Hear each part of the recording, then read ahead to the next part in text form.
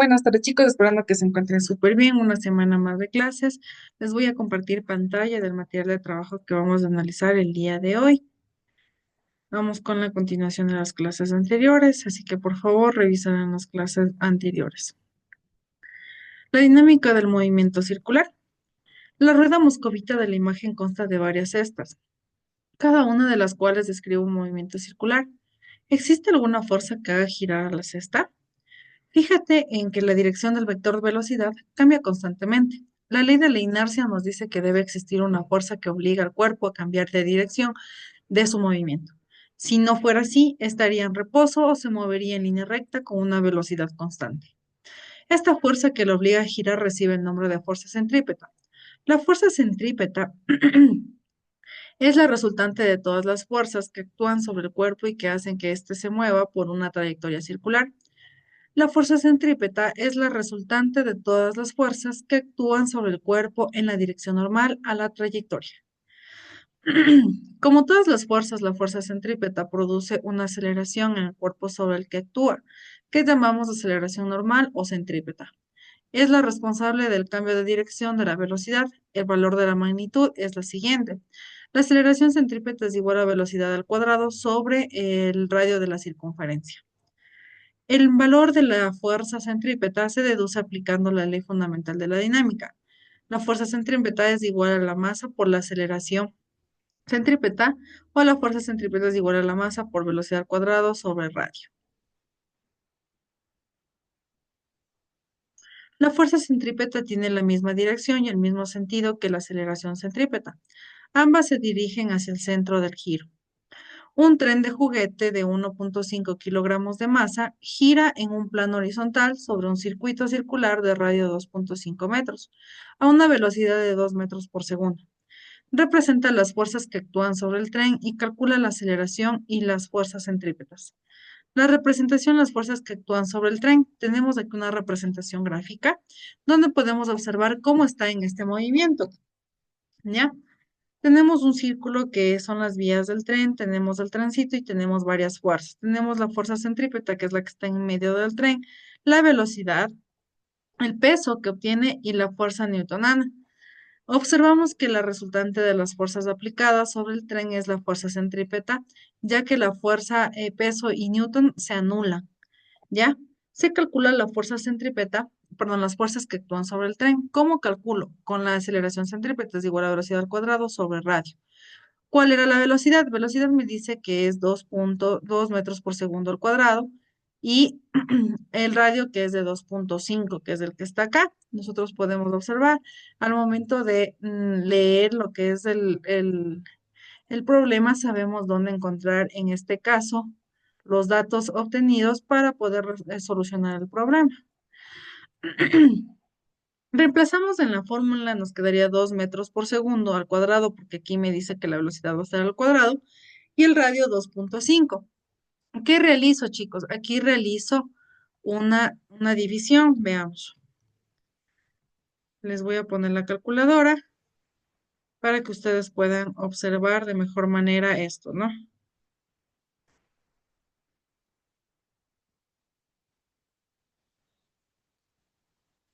2 dividido para 2,5 me sale, pero primero que todo tengo que resolver qué es lo que está dentro del paréntesis. Entonces 2 por 2, 4.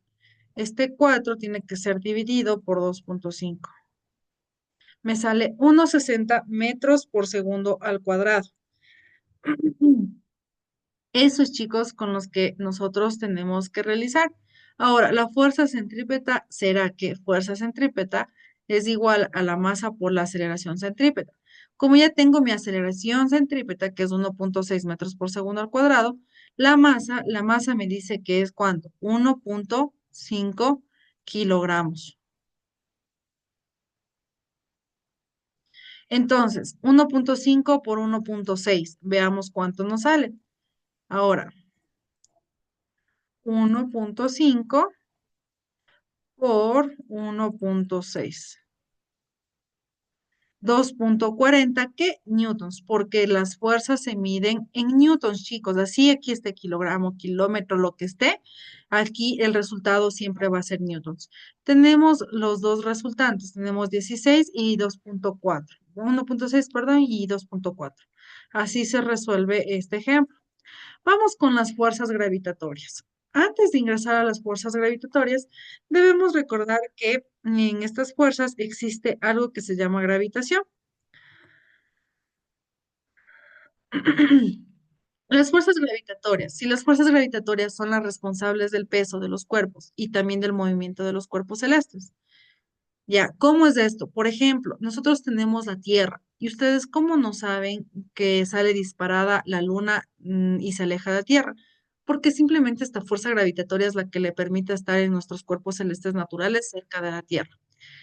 En este apartado estudiaremos cómo ha evolucionado nuestro modelo del universo, que son unas fuerzas gravitatorias y el movimiento de los planetas satelitales. Tenemos los modelos del universo. En el modelo geocéntrico, la Tierra es el centro del universo y a su alrededor gira el Sol, la Luna, los planetas y las estrellas. ¿Creen que eso está correcto?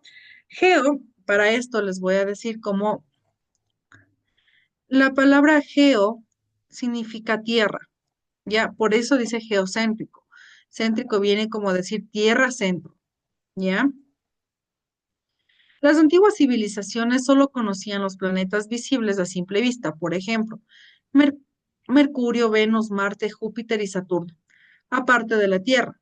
Los identificaron fácilmente porque a diferencia de las estrellas que siguen un movimiento regular de este a oeste, noche tras noche, la posición de los planetas varía en noche. Notablemente, los planetas se mueven de oeste a este con respecto al fondo de las estrellas, pero a veces su movimiento se hace más lento hasta detenerse. Entonces, durante unas semanas, describo un movimiento retrógrado, es decir, de este a oeste, para después reanudar su movimiento. Como por ejemplo, tenemos el movimiento retrógrado de Marte según el modelo geocéntrico. ¿Cuál es geocéntrico? Que la Tierra está en medio, ¿no? Y va en un epiciclo y la Tierra está aquí, ¿no es cierto? Entonces aquí va alrededor y en un epiciclo. El modelo del universo. El modelo geocéntrico, la Tierra es el centro del universo, a su alrededor gira el Sol, la Luna, los planetas y las estrellas. El modelo fue propuesto por quién? Por Aristóteles, en 384 y 322 a.C. Según él, en el universo había dos regiones, la región sublunar, formada por la Tierra, que era una esfera inmóvil, y la región celeste, formada por las esferas concéntricas cristalinas. En cada esfera se encastaban la luna, el sol y cada uno de los planetas. En la esfera externa, que daba una vuelta completa cada día, había las estrellas. Las regiones celestes estaban formadas de éter y era inmutable. En ella los cuerpos celestes describían un movimiento circular uniforme, el movimiento más perfecto según los griegos. Los cometas se consideraban fenómenos atmosféricos de la región sublunar. El astrónomo alejandrino Claudio Ptolomeo, en el siglo II después de Cristo, perfeccionó el modelo Aristóteles para explicar las observaciones astronómicas. Según Ptolomeo, la Tierra era el centro del universo, o sea, sigue con el modelo geocéntrico que nos decía Aristóteles. Entonces, aquí hasta el momento no había cambiado. Pasa que, pasa que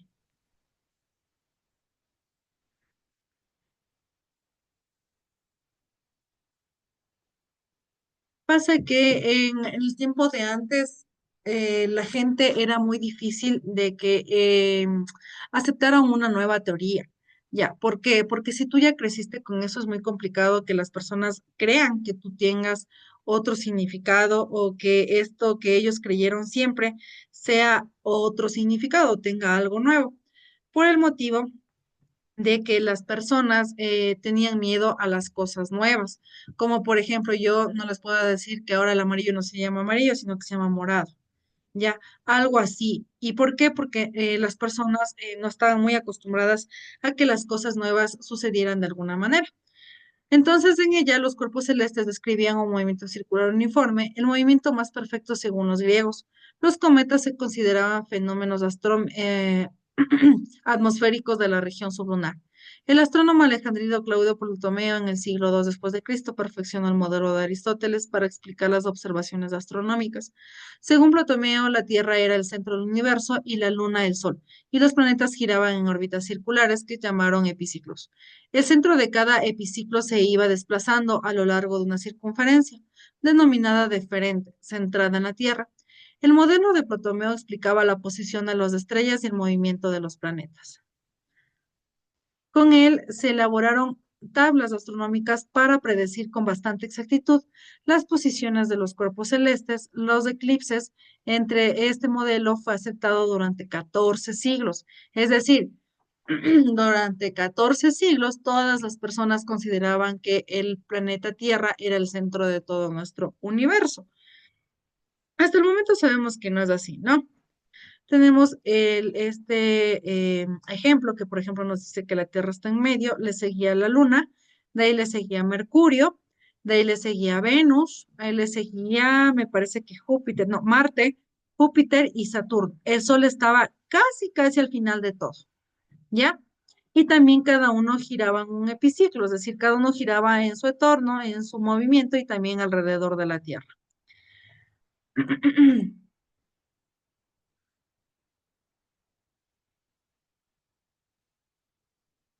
El modelo heliocéntrico. Según este modelo, el Sol está fijo y en el centro del universo, mientras que a su alrededor gira la Tierra, los planetas y las estrellas.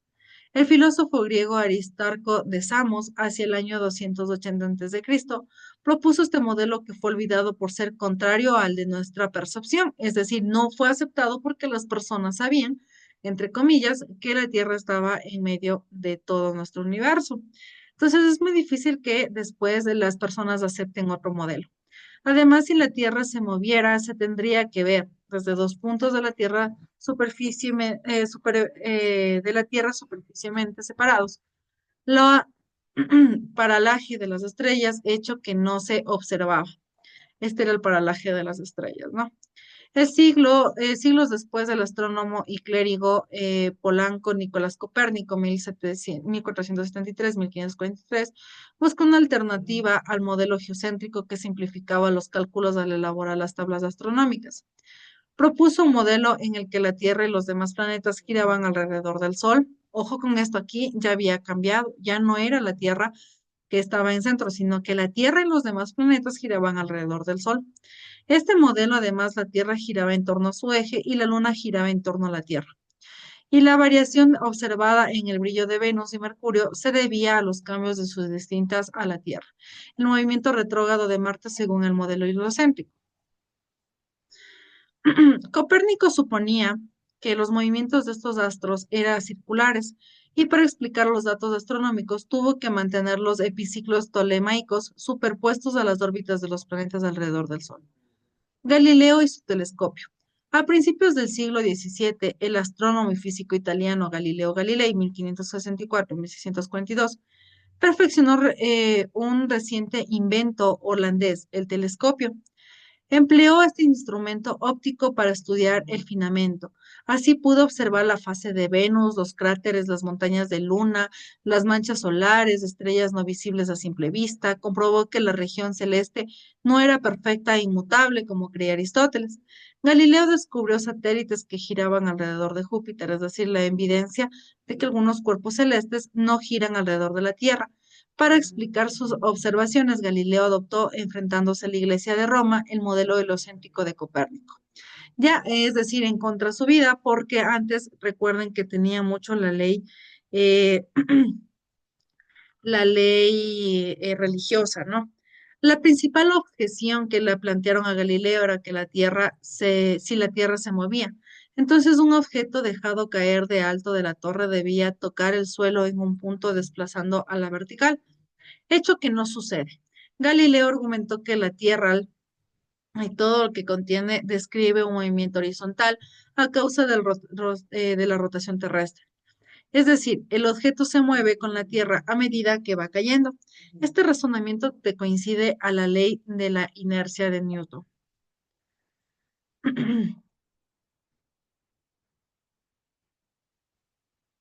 El modelo actual del universo. Hoy en día sabemos que todos los cuerpos del sistema solar, incluido la Tierra, se mueven alrededor del Sol.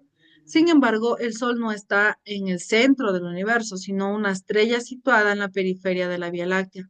Este conocimiento ha sido fruto de los avances de astronomía desde el siglo XVII hasta nuestros días. Veamos algunos de ellos. A partir de las observaciones astronómicas del danés Brahe, 1546-1601, las más precisas hasta esta época, el astrónomo alemán Kepler, 571-1630, dedujo las leyes del movimiento planetario, hoy conocidos como leyes de Kepler. Los planetas se mueven alrededor del Sol en órbitas elípticas, con el Sol situado en uno de sus focos. El radio vector que une al planeta con el Sol barre áreas iguales a tiempos iguales. El cuadrado del periodo del movimiento de un planeta es directamente proporcional al cubo de la distancia media al Sol. Es decir, tenemos el periodo al cuadrado es igual a la constante por radio al cubo. Es la constante igual para todos los planetas, la K. Ya, quiere decir, por ejemplo, los planetas que se mueven alrededor del Sol en órbitas elípticas es como algo así, ¿no? Es como que el planeta estuviera aquí y el foco del Sol estuviera en el lado de acá y se mueve de esta manera, ¿no? Y este movimiento que vemos aquí, este como triangulito, siempre se va a mover alrededor de todo esto. Siempre va a ser la misma distancia, el mismo tiempo, el mismo periodo. Es lo que nos dice. Me las borro para seguir. En la primera mitad del siglo XIX, la precisión de los nuevos instrumentos de medida permitió medir por fin lo paralaje estelar. Así, la concepción geocéntrica del universo quedó descartada. El descubrimiento de Hubble puede hacerse creer que ocupamos un lugar central en el universo, pues todas las galaxias se alejan de nosotros. Sin embargo, el efecto es el mismo visto desde cuál rincón del universo. Es decir, las galaxias se alejan las unas de las otras. Imaginen un globo de cuya superficie dibujamos algunos puntos uniformes distribuidos. Al inflar el globo, un observador sitúa que en uno de los puntos verían como todos los demás puntos se alejan de él. Del mismo modo, un observador situado en una galaxia cualquiera del universo vería a todas las demás alejarse de él. En 1929, el astrónomo Hubble, en 1889-1953, estudiando la radiación emitida por las estrellas, descubrió que el universo está en expansión. Ello dio a pie a la teoría del Big Bang. Según esta teoría, al principio toda la materia y la energía estaban concentrados en un punto. En un momento dado tuvo lugar una explosión, a partir de la cual la materia se dispersó. Posteriormente, las partículas se unieron dando lugar a los átomos y estos a las estrellas. En 1965, los físicos Penzias y Wilson detectaron la radiación cósmica de fondo. Esta radiación de microondas llega en cualquier dirección en el que observamos el universo. Se interpreta como un residuo de la gran explosión y confirma la teoría del Big Bang.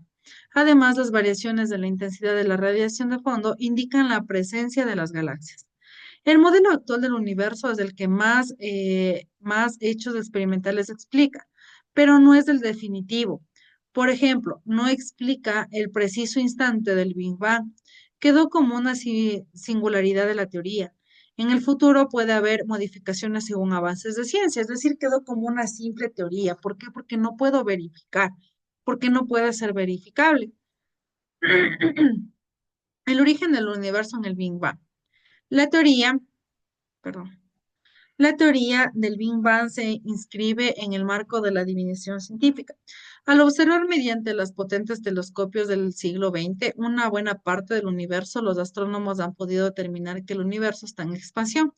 Es decir, las galaxias se dejan las unas de las otras y el efecto es parecido al del globo que está inflamado progresivamente. Es lo que habíamos visto anteriormente.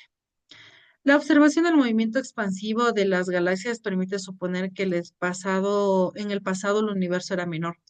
Siguiendo un razonamiento de manera sucesiva, llegamos a la conclusión de que en algún momento toda la masa y la energía del universo estaban concentradas en un punto y entonces se produjo la explosión del Big Bang, a partir del cual la materia se dispersó y tomó lugar en el tiempo y espacio. Esta teoría permite fijar, mediante cálculos y aplicaciones de la ley Hubble, la edad del universo en 13.700 millones de años. al pasado anterior del universo es una incógnita verdaderamente completa a nuestro conocimiento. Veamos qué es lo que nos dice a futuro, ¿no? El futuro universo. Todavía resulta más inquietante pensar en el futuro del universo. La gran cuestión de la ciencia actual es de responder la cuestión de que si este proceso expansivo es indefinido o si por el contrario llegará un momento en el que la explosión se detendrá y comenzará la implosión del universo. Esta cuestión capital no es todavía resuelta según los cálculos de cromólogos. Si la masa total del universo supera el valor crítico, perdón chicos, W mayor que uno, se producirá la implosión, que quiere decir que ya va a empezar a regresar, ya no va a extenderse más. Si es menor que la masa crítica, continuará expandiéndose. La dificultad estriba en calcular de una manera fiable la masa real del universo. Algunos cálculos indican que el valor está en torno al 10% de la masa crítica. Otros calculan que valor que la supera y el principal obstáculo es evaluar la masa de los agujeros negros y el comportamiento. Los agujeros negros. Los agujeros negros o llamadas masa oscura representan todavía uno de los enigmas pendientes sin resolver. De acuerdo con la observación astronómica, existen zonas del universo en las cuales no se detecta ópticamente ningún cuerpo celeste. Sin embargo, indirectamente se aprecia un efecto gravitatorio muy absorbente en las estrellas que se aproximan a ella. Dichas zonas reciben el nombre de agujeros negros. La teoría de la relatividad predice que la existencia de una más de gran densidad puede atrapar físicamente a la luz sin permitir que salga de ella por ningún rayo. La existencia de este fenómeno no extraña en consecuencia a las teorías actuales, no obstante, seguimos sin conocer con exactitud todos los efectos derivados de la presencia de estos agujeros. Nada escapa de un agujero negro, ni siquiera la radiación. La gravitación universal. El físico inglés Isaac Newton fue uno de los que postuló a la existencia de la fuerza universal que actúa entre dos masas cualesquiera. Según la leyenda, pensó que había una relación entre la fuerza que hace caer una manzana del árbol y la que hace orbitar a la luna en torno a la Tierra. Newton se sirvió de la segunda y tercera ley de Kepler para anunciar la ley de la gravitación universal. Dos cuerpos cualesquiera se atraen mutuamente con la fuerza directamente proporcional al producto de las masas e inversamente proporcional al cuadrado de la distancia que los separa. Sabemos que el peso de un cuerpo es la fuerza con la que la Tierra la atrae. Por tanto, según el enunciado de la ley de la gravitación universal, podemos decir que el peso y la atracción gravitatoria son la misma fuerza. Tenemos que la fuerza gravitatoria es igual a la constante de gravitación universal, que vale 6,67 por 10 a la menos 11 por newtons por metro por 2 por kilogramo a la menos 2. Tenemos la masa uno de los cuerpos y la masa 2 y la distancia entre los cuerpos, que se divide por las masas.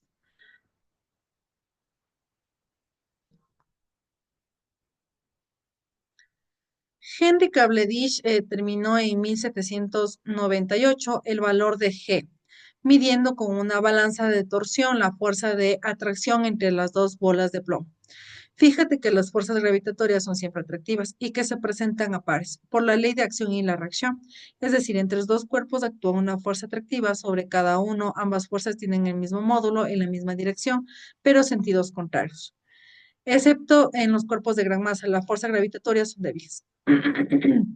Otra característica de las fuerzas gravitatorias es que la expresión matemática se aplica en masas puntuales, es decir, a cuerpos de dimensiones despreciables comparados con una distancia de separación. Tenemos un ejemplo. Calcula la fuerza de atracción gravitatoria entre la Tierra y la Luna si sus centros distraen en 3,9 por 10 a la octava metros. Sabemos que la masa de la Tierra es de 5,98 por 10 a la 24 kilogramos, que siempre va a ser esa, no va a cambiar, chicos, por favor. Y la masa de la Luna es de 7,47 por 10 a la 22 kilogramos. Tenemos los datos. Suponemos que la Tierra y la Luna son esferas homogéneas y que sus dimensiones son despreciables comparadas con la distancia entre ellas. La fuerza que se ejerce mutuamente será la siguiente. Aplicamos la fórmula, reemplazamos en la fórmula, multiplicamos esto, dividimos hacia esto. Ojo que aquí me dice que es por 2, tengo que multiplicar esto primero. Dividimos. Nos sale 19,59 por 10 a la 19 newton. Observamos que entre dos cuerpos de gran masa las fuerzas gravitatorias son muy intensas. Vamos con el segundo ejemplo. Calcula cuánto pesa el astronauta con masa de 70 kilogramos en la superficie de la Luna y compáralo con el peso de la Tierra y la masa lunar. Ya sabemos, datos. La fuerza gravitatoria, ¿cómo realizo? Pues esto, ¿no? Tengo esta fórmula, reemplazo en la fórmula los datos obtenidos, multiplico primero lo de paréntesis, después lo de arriba, divido entre los dos y me sale 115 newtons. El peso astronauta de la Tierra es peso total es igual a 70, que es el peso del astronauta por 9,8 metros por segundo al cuadrado, que es la gravedad, es igual a 686 newtons. La relación entre ambos es de que peso total y el peso de la Luna, de la Tierra y de la Luna es igual a 686 sobre 115, que me da igual a 6. Es decir, que la Luna es un cuerpo que pesa 6 veces menos que la Tierra. Algunas aplicaciones de la ley de la gravitación universal. Newton, a partir de las tres leyes de la dinámica y la ley de la gravitación universal, consiguió demostrar el movimiento elíptico de los planetas y explicar el movimiento de los cometas y demás cuerpos celestes. Además, explicó el fenómeno de las oscilaciones periódicas en el nivel del agua del mar. Las mareas. Los atribuye a las fuerzas gravitatorias que ejercen el Sol y principalmente de la Luna de la Tierra. La síntesis de Newton. La gran aportación de Newton fue considerado que las mismas leyes que causan el movimiento de los cuerpos celestes son las que rigen las caídas de cuerpos en la Tierra. Por esta razón se dice que él que rompió la barrera entre las dos regiones aristotelaicas es el cielo y la tierra. En A, la fuerza gravitatoria de la Luna es mayor que la de la medida y produce una marea alta. En B, la atracción de la Luna es menor que la media, por lo que el agua del mar queda rezagada y se amontona. También hay marea alta. En C y D, en cambio, hay una marea baja.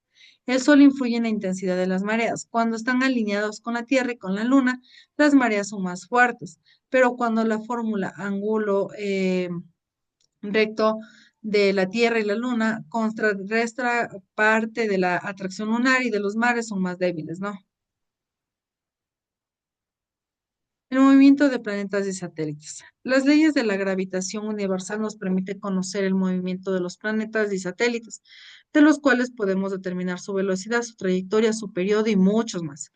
Kepler, tomando como unidad la medida de distancia entre la Tierra y el Sol, llamamos unidad astronómica, calculó la distancia que cada planeta al Sol a partir de los ángulos medidores. Hoy en día sabemos que un UA es igual a 1497 por 10 a la 11 metros. Otra unidad muy utilizada en la astronomía es de los años luz, que un año luz equivale a 9,4608 por 10 a la 15 metros. Vamos con un ejemplo. La fuerza centrípeta que actúa sobre el satélite de masa me gira alrededor del planeta de una masa en órbita circular de radio es igual a la fuerza de atracción gravitatoria. Es decir, la fuerza centrípeta es igual a la gravedad por la masa menos la masa de la Tierra sobre el radio al cuadrado. De esta expresión podemos deducir la velocidad orbital. Velocidad es igual a la gravedad por masa por tiempo a raíz al cuadrado. Como ves, solo depende de la masa del planeta que atrae y la radio de la órbita. Los satélites artificiales. De entre los avances técnicos de la exploración espacial, además de las naves espaciales, destacan los satélites artificiales. Una vez puesto a la altura deseada a determinar la velocidad, hay que impulsarlos y que la fuerza gravitatoria las mantenga en órbita. Una vez puesto a la altura deseada con una determinada velocidad, no hay que impulsarlos, ya que la fuerza gravitatoria la mantiene en órbita. La tabla muestra los principales tipos de satélites artificiales no militares. Tenemos el tipo de satélites meteorológicos, de telecomunicaciones, científicos y localización. Los meteorológicos se utilizan para observar la atmósfera y predecir el tiempo, que es como esto. La de telecomunicaciones transmite las señales de radio, televisión y telefonía móvil a cualquier punto de la superficie terrestre. Los científicos se usan para observar el espacio exterior, cortar gráficamente y tierra y recoger los datos físicos en ella. La de localización determina las coordenadas geográficas de objetos fijos o móviles en la Tierra para ayudar a la navegación. Este es el satélite Meteosat y este es IPASat, telescopio Hubble y el satélite del sistema de Galileo. Eso es todo lo que les puedo decir con respecto al día de hoy, esperando que se encuentren súper bien, que les haya servido la clase. Nos veríamos la próxima clase y revisen las actividades. Chao, chicos. Cualquier situación me hacen saber por medio de la plataforma.